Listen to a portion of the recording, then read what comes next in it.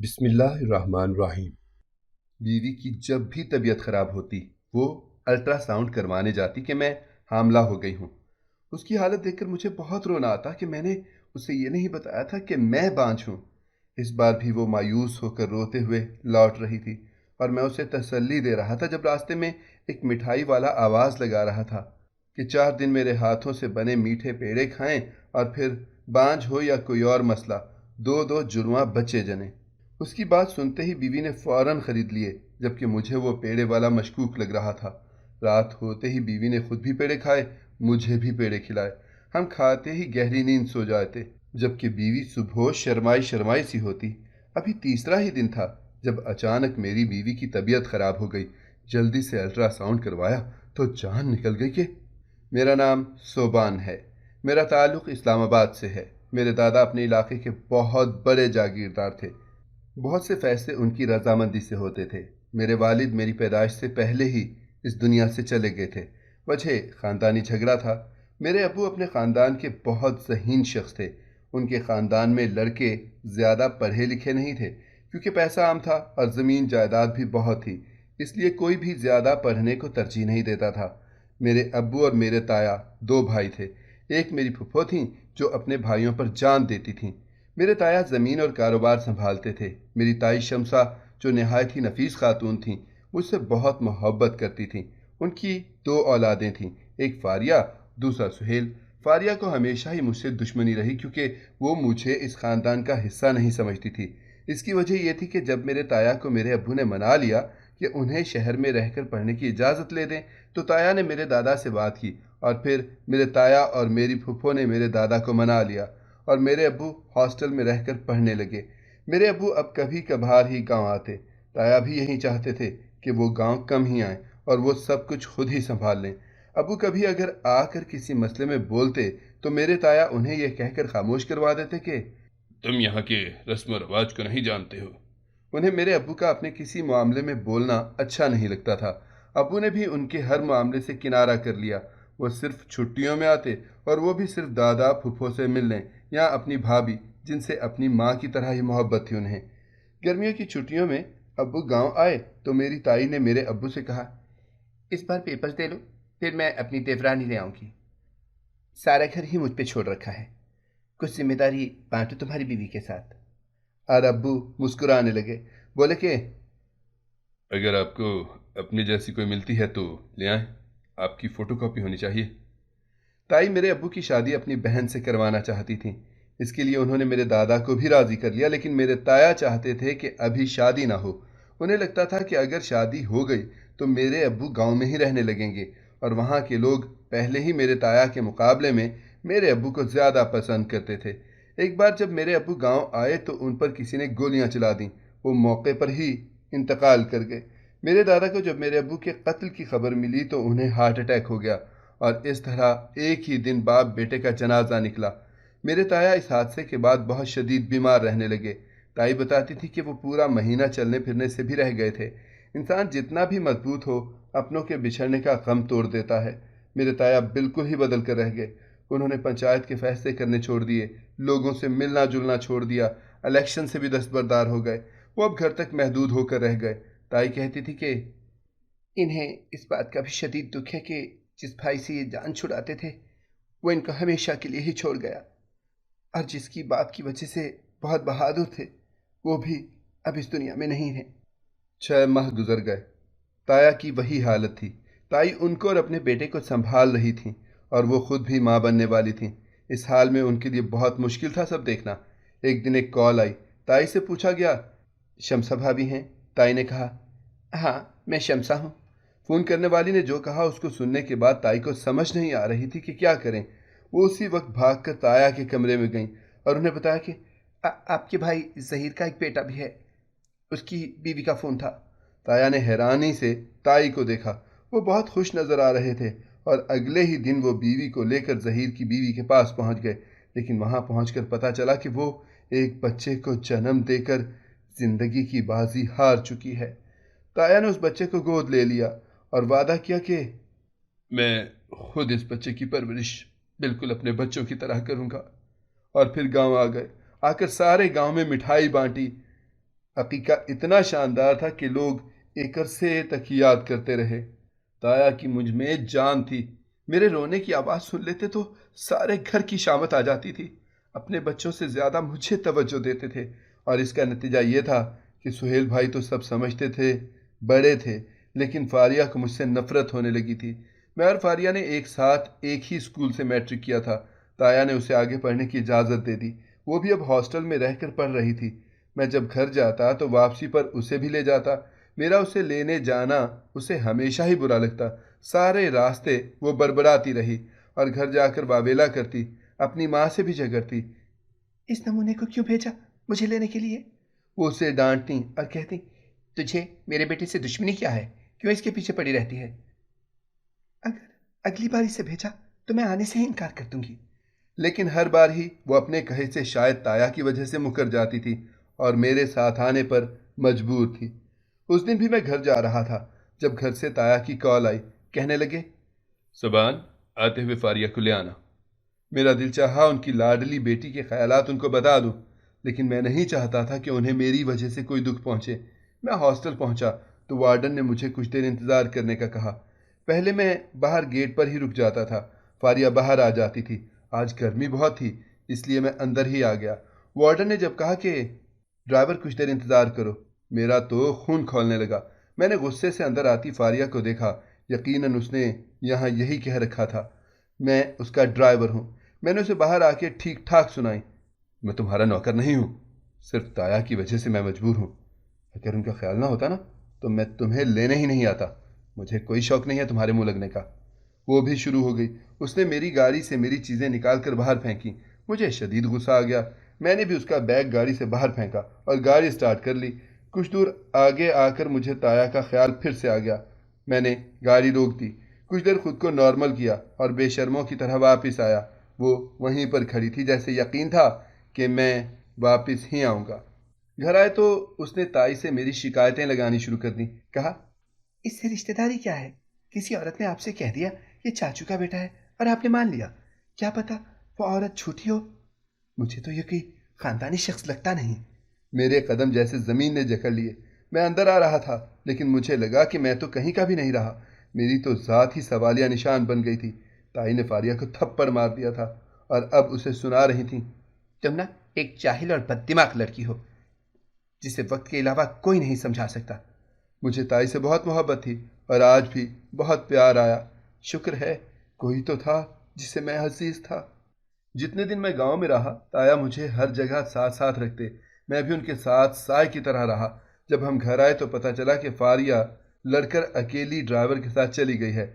تایا بہت غصے میں تھے اور تائی سے کہا، اسے واپس بلواؤ، بہت پڑھائی ہو گئی۔ کیا تعلیم اس لیے ہے کہ یہ باغی ہو جائے؟ اسے یہ بھی احساس نہیں کہ ہمارے گھر کی عورتیں اکیلی باہر نہیں جاتی۔ انہوں نے مجھے کہا، بیٹا فوراً جاؤ، اسے واپس لاؤ۔ میں نے تائی کی طرف دیکھا جو بہت پریشان تھی۔ میں نے کہا، طیبہ ڈرائیور کو کال کرتے ہیں، وہ لے آئے گا واپس۔ جب ڈرائیور کو کال کی تو اس نے کہا کہ میں تو چھوڑ کر واپس آ رہا ہوں، اگر کہیں تو واپس چلا جاؤ۔ میں نے تایا سے کہا، طیبہ اس دفعہ جانے دیں، اگلی بار ایسا کرے گی تو دیکھ لیں گے۔ لیکن تایا کو لگ رہا تھا کہ جو لڑکی بتائے بغیر گھر سے ہاسٹل کے لیے نکل گئی، وہ کل کو بڑے بڑے فیصلے بھی خود ہی کر لے گی۔ وہ بہت غصے میں تھے۔ وقت ایسے ہی گزر گیا تھا، لیکن میرے اور فاریہ کے اختلافات ویسے ہی رہے۔ اس دوران میں نے اپنی ماں باپ کے رشتے کی شناخت ڈھونڈنے کی بہت کوشش کی، لیکن ہر بار ہی مایوس ہوا۔ میں نے اپنی LLB کی ڈگری لی اور پریکٹس کے لیے جا رہا تھا۔ فاریہ بھی BSc کے بعد گھر پر ہی تھی۔ تایا نے اسے آگے پڑھنے کی اجازت نہیں دی۔ سہیل بھائی کے رشتے کے لیے تایا نے میری پھوپھو کی بیٹی فرحین کو پسند کیا تھا اور کچھ دن میں ان کی شادی تھی۔ سارے گھر میں چہل پہل تھی۔ بہت عرصے کے بعد اس گھر میں رونق دیکھنے کو ملی تھی۔ مجھے آتے ہوئے دیر ہو گئی۔ تائی نے مجھ سے کہا، کچھ دن اگر چھٹی کر لو گے تو کچھ نہیں ہوگا۔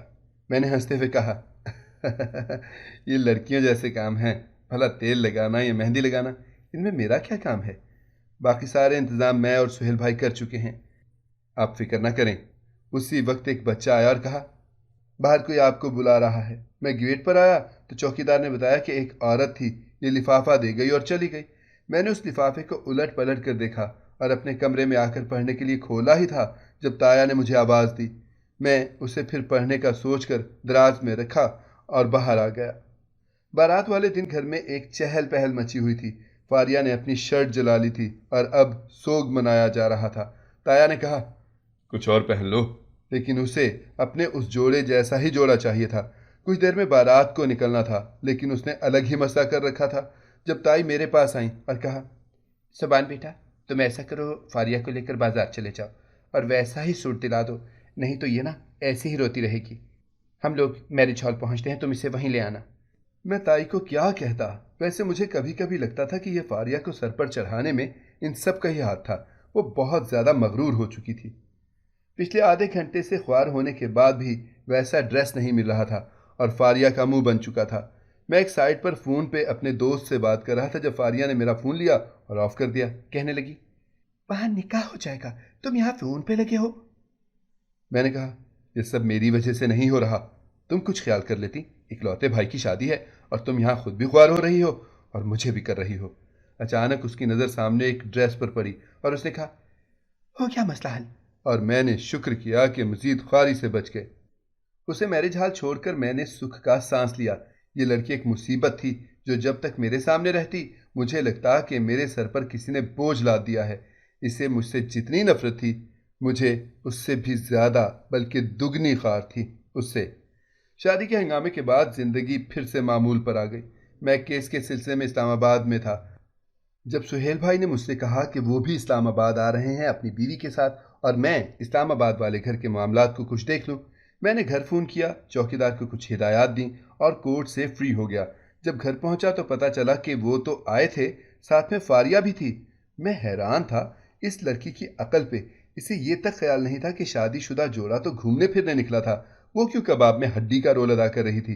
میں نے دل ہی دل میں اسے بہت سنائی اور یہ بات تائی سے کی تو کہنے لگی، ارے میں نے اسے روکا تھا، لیکن اللہ جانے اسے کب عقل آئے گی۔ مجھے دوسرے دن واپس جانا تھا اور میں چاہ رہا تھا کہ سہیل بھائی میری وجہ سے اپنے پروگرام کو خراب نہ کریں۔ جیسے ہی نکلنے لگا، فاریہ نے کہا، رکو، بات سنو۔ اس کا انداز ایسے ہوتا تھا جیسے نوکر کو آواز دے رہی ہو۔ میں نے پلٹ کر دیکھا اور کہا، جی فرمائیے۔ کہنے لگی، میں سوچ رہی ہوں میں نے غلط کر دیا یہاں آ کر، تو اگر تم جا ہی رہے ہو تو مجھے بھی لے چلو۔ میری ہنسی نہیں رک رہی تھی۔ وہ اب کمر پہ دونوں ہاتھ رکھے گھور کر مجھے دیکھ رہی تھی۔ میں نے کہا، بہت جلدی نہیں خیال آ گیا تمہیں؟ وہ پیر پٹکتی ہوئی گئی اور اپنا بیگ لے آئی۔ ہم لوگوں نے سہیل بھائی کو میسج کیا کہ ہم جا رہے ہیں اور ایئرپورٹ کے لیے نکل آئے۔ اس دن پھپھو آئیں اور پتہ نہیں تائی سے کیا کہا۔ ان کے جانے کے بعد تائی پریشان ہی رہیں۔ میں نے تائی سے پوچھا، تائی امی کیا بات ہے؟ تو تائی نے مجھے کچھ نہ بتایا۔ ایک دن میں رات کو گھر واپس آیا تو میری پھپھو کی بیٹی کی کال آئی۔ میں حیران تھا کیونکہ اس سے پہلے کبھی ہماری بات نہیں ہوئی تھی۔ کہنے لگی، میں انتظار کرتی رہی کہ تم کال کرو گی۔ میں نے کہا، میں نے کب کہا تھا کہ میں کال کروں گا؟ تو کہنے لگی، اب تو کال کرنی چاہیے تھی نا۔ میں نے کہا، اب کیا ہو گیا ہے ایسا جو مجھ پہ فرض ہو گیا تھا کہ میں تمہیں کال کرتا؟ تو کہنے لگی، اپنی تائی سے پوچھیں۔ کال کٹ گئی تھی۔ میں حیرانی سے فون دیکھ رہا تھا۔ صبح ہوتے ہی مجھے جو پتا چلا میرے لیے بہت حیرانی کا سبب تھا۔ پھپھو نے اپنی بیٹی اور سہیل بھائی کی چھوٹی سالی کے لیے میرا کہا تھا تائی سے، اور تائی جانتی تھی کہ وہ لڑکی بہت بدزبان اور فیشنیبل ہے۔ مجھے ایسی لڑکیوں سے بہت چڑ تھی۔ میں نے انہیں منع کر دیا، لیکن ان کا خیال تھا کہ اس طرح سے ساری بات ان پر آ جائے گی کہ ہم نہیں چاہتے کہ تمہاری شادی ان کی بیٹی سے ہو۔ میں نے اپنی کزن کو کال کیا اور اسے کہا، دیکھو کزن، میں فی الحال شادی نہیں کر سکتا۔ اگر تو تم انتظار کر سکتی ہو تو ٹھیک ہے، اگلے کچھ سالوں میں سوچوں گا اس بارے۔ اسی وقت باہر شور کی آواز آنے لگی۔ میں نے فون بند کیا، باہر آیا تو تائی بے ہوش ہو کر زمین پر گری پڑی تھی۔ میں نے بھاگ کر انہیں سنبھالا۔ تبھی ایک نوکر نے بتایا کہ فاریہ کو کسی نے اغوا کر لیا ہے۔ وہ اپنی سہیلی کے گھر گئی تھی، واپسی پر اسے اغوا کر لیا گیا۔ تائی کو ہاسپٹل پہنچا کے میں اور سہیل بھائی پولیس کی مدد سے فاریہ کو ڈھونڈ رہے تھے، لیکن کہیں پتہ نہیں چل رہا تھا۔ تائی کو ہوش آیا تو سب سے پہلے فاریہ کا پوچھا، لیکن ہمارے پاس ان کے لیے کوئی اچھی خبر نہیں تھی۔ اسی طرح 6 دن گزر گئے تھے۔ تائی کی حالت بھی نہیں سنبھل رہی تھی اور فاریہ کا بھی کچھ پتہ نہیں چل رہا تھا۔ 6 دن کے بعد ایک فون آیا، 50 لاکھ روپے تاوان مانگا گیا۔ یہ اغوا برائے تاوان کا کیس تھا۔ ہم لوگوں نے ان کی ڈیمانڈ مان لی اور کہا کہ وہ لوگ فاریہ کو چھوڑ دیں، ہم پیسے لے آتے ہیں۔ एक जगह का उन्होंने बताया। हम लोगों ने पैसे वहां पहुंचा दिए। उन लोगों ने फारिया को छोड़ दिया, जिसके चेहरे के निशान बता रहे थे कि उसे मारा गया था। मेरा खून खौल रहा था। सुहेल भाई की हालत मुझसे भी बुरी थी। ताया और ताई तो अपने हवास में नहीं थे। अभी वो लोग इस सदमे से निकले नहीं थे जब कुछ लोग हमारे घर आए जो बरादरी के थे। कहने लगे कि ये लड़की अब ख़ानदान में किसी के काबिल नहीं रही, या तो घर से निकाल दो या खुद बरादरी से बेदखल हो जाओ। किसी खुशी में तुम लोगों को नहीं बुलाया जाएगा। उन लोगों को लग रहा था कि फारिया भाग गई थी और ये सब उसने जानबूझ के किया। मेरे ख़ानदान पे वो वक्त बहुत बुरा था। मैं यतीम लावारिस लड़का था, लेकिन ताया ने मुझे अपने बेटे से कम नहीं समझा था। मैंने उसी वक्त फैसला किया और कहा, मैं फारिया के साथ शादी करूंगा। सबके मुंह खुले के खुले रह गए। मेरी फूफो मुझे समझाने के लिए आगे बढ़ी और कहा, अरे तुम ऐसा कैसे कर सकते हो? मैंने कहा, फूफो, आप भाई को जलील करने आ गई हैं इन लोगों के साथ। भाई के एहसानात भुला दिए। लेकिन मैं ताया को अकेला नहीं छोड़ूंगा। ताया बरादरी से बेदखल नहीं होंगे। मुझे करें बेदखल, क्योंकि मैं फारिया से शादी कर रहा हूँ और ये मेरा आखिरी फैसला है। मैंने फारिया से निकाह कर लिया, लेकिन ताई ने कहा, मैं ख़ानदान की वजह से अपनी औलाद को घर से नहीं निकाल सकती। कहते हैं ना, लोग तमाशा देखते हैं और फिर भूल जाते हैं, लेकिन जिनका तमाशा बना देते हैं वो सारी उम्र नहीं भूलते। फारिया मुझसे बात भी नहीं करती थी, बल्कि जब मैं घर आता तो वो सामने भी ना आती। मैंने भी खुद को मसरूफ़ कर लिया। ताई मुझे वक्तन फ़वक्तन समझाती रहती, बेटा अब तुम दोनों मियाँ बीवी हो, यूँ अलग अलग कमरों में रहना और एक दूसरे से अनजान रहना ये ठीक नहीं है। जो भी इख्तलाफात हैं दूर कर लो बेटा। उससे वक्त दो। अगर तुम मुश्किल दौर से गुजर रहे हो तो वो भी कम तकलीफ में नहीं है। लेकिन मैं जब भी फारिया के बारे में सोचता, मुझे उसका मेरे वालिदैन से और मुझसे नफ़रत का रवैया याद आ जाता। ये रिश्ता भी सिर्फ ताया की वजह से ही जोड़ा था, और फिर वो मुझे इस काबिल भी कहाँ समझती थी कि शौहर का दर्जा देती। मैं खुद इस रिश्ते को उसके लिए कैद नहीं बनाना चाहता था, लेकिन हालात कुछ ऐसे हो गए कि मुझे अपना रवैया बदलना पड़ा। ताया की तबीयत ठीक नहीं रहती थी और मैं उन्हें परेशान नहीं करना चाहता था। मैंने अब फारिया से अपने छोटे छोटे काम कहने शुरू कर दिए। पता नहीं मजबूरी में या सिर्फ अपने वालिदैन को दिखाने के लिए, अब वो भी मुझसे बात करने लगी थी। हम दोनों ने अपने रिश्ते को सिर्फ ताया की खुशी के लिए और ताई को मुत्तमिन करने के लिए वक्त देने का सोचा। एक दिन फारिया मुझसे मुआफ़ी मांगने लगी कि वो इतना कुछ कहती रही मेरे बारे में और ख़ुद को बहुत आला समझती थी। मेरे गुरूर ने मुझे तबाही के दिन दिखाए। अगर मैं उसका साथ ना देता तो वो कहीं की ना रहती। उसके वालिदैन क्या करते? उसने मुझे कहा कि ये लिफाफा कमरे की सफाई के दौरान दराज से मिला, जिसमें आपके वालिदैन का निकाहनामा है। ये निकाहनामा आपकी वालिदा की बहन यानी आपकी खाला ने भेजा है आपके लिए। मैंने जल्दी से लिफाफा खोला जिसमें निकाहनामा था। मुझे सबूत मिल गया था कि मैं ज़हीर शाह की ही औलाद हूँ। मैंने अल्लाह का शुक्र अदा किया जिसने मुझे मेरी पहचान की तस्दीक कर दी थी। मेरे बहुत से सवालों के जवाब मिल गए थे जो मैं लोगों को कभी दे नहीं सका था। एक दिन मेरा एक्सीडेंट हो गया। मेरे एक दोस्त ने मुझे हॉस्पिटल पहुंचाया। शुक्र है ज़्यादा चोटें नहीं आई थीं, लेकिन डॉक्टर्स ने टेस्ट करवाने का कहा। हम लोग टेस्ट करवा कर बाहर निकले तो मेरी कज़न मुझे वहाँ अचानक मिल गई। मुझे देखा तो मेरे पूछने के लिए मेरी तरफ आ गई। मैंने भी पप्पो का हाल अहवाल पूछा। इस दौरान पता चला कि ये डॉक्टर उसका मंगेतर है। मैंने मुबारकबाद दी और बाहर निकल आया। रिपोर्ट्स लेने मेरा दोस्त ही गया जो एक रेस्टोरेंट चलाता था। उसके साथ साथ उनके यहाँ बनने वाली मिठाई बहुत मशहूर थी। उसका रास्ता भी वही था। उसने कहा, मैं रिपोर्ट्स लेता आऊँगा। लेकिन रिपोर्ट्स देखकर मेरे पैरों तले से ज़मीन निकल गई, क्योंकि मैं बाप नहीं बन सकता था। फारिया की जब तबीयत ख़राब होती, वो अल्ट्रासाउंड करवाने चली जाती तो पता चलता कि वो माँ नहीं बनने वाली। उसकी हालत देखकर मुझे बहुत रोना आता कि मैंने उसे ये नहीं बताया था कि मैं बांझ हूँ। इस बार भी वो मायूस होकर रोती हुई लौट रही थी और मैं उसे तसल्ली दे रहा था जब रास्ते में एक मिठाई वाला आवाज़ लगा रहा था, 4 दिन मेरे हाथों से बने मीठे पेड़े खाएं और फिर बांझ हो या कोई और मसला, दो दो जुड़वां बच्चे जने। उसकी बात सुनते ही फारिया ने फ़ौरन ख़रीद लिए, जबकि मुझे वो पेड़े वाला मशकूक लग रहा था। रात होते ही फारिया ने खुद भी पेड़े खाए और मुझे भी पेड़े खिलाए। हम खाते ही गहरी नींद सो जाते, जबकि फारिया सुबह शर्माई शर्माई सी होती। अभी तीसरा ही दिन था जब अचानक फारिया की तबीयत ख़राब हो गई। जल्दी से अल्ट्रासाउंड करवाया तो जान निकल गई। वो माँ बनने वाली थी। मुझे फारिया से नफ़रत होने लगी, लेकिन मैं उसे कैसे बताता? मुझ में हौसला नहीं था मैं उसे बदचलन कहूँ। डिलीवरी के दिन यूं यूं करीब आ रहे थे, मुझे उसके वजूद से घिन आ रही थी। एक दिन मैं अपने दोस्त से मिलने उसके रेस्टोरेंट गया तो अंदर से अपनी कज़न की आवाज़ सुन के वहीं रुक गया। वो मेरे दोस्त को शाबाश दे रही थी, उसने उसका मसला हल कर दिया। अब सुबान को फारिया से नफरत हो जाएगी, वो उसे जल्द ही छोड़ देगा। और जब फारिया को पता चलेगा कि सुबान उसे बदचलन समझता है तो उसे भी अपने शौहर से नफरत हो जाएगी। ये तो किसी को पता नहीं कि ये सब हमने उनमें गलत फहमी डाली है। रिपोर्ट के मुताबिक तो सुबान बिल्कुल ठीक है, वो जाली रिपोर्ट थी जो हमने दी थी। मुझे लगा कि अगर मैंने दीवार का सहारा ना लिया तो गिर जाऊंगा। हमारे अपने ही हमें रुस्वा और जलील करने वाले थे। मेरा दोस्त ही धोखेबाज निकला। मेरी कज़न जिससे खून का रिश्ता था वही दुश्मन थी हमारी। अब मेरा दोस्त मेरी कज़न से अपनी मोहब्बत और मेरी कज़न का उससे शादी का वादा याद दिला रहा था।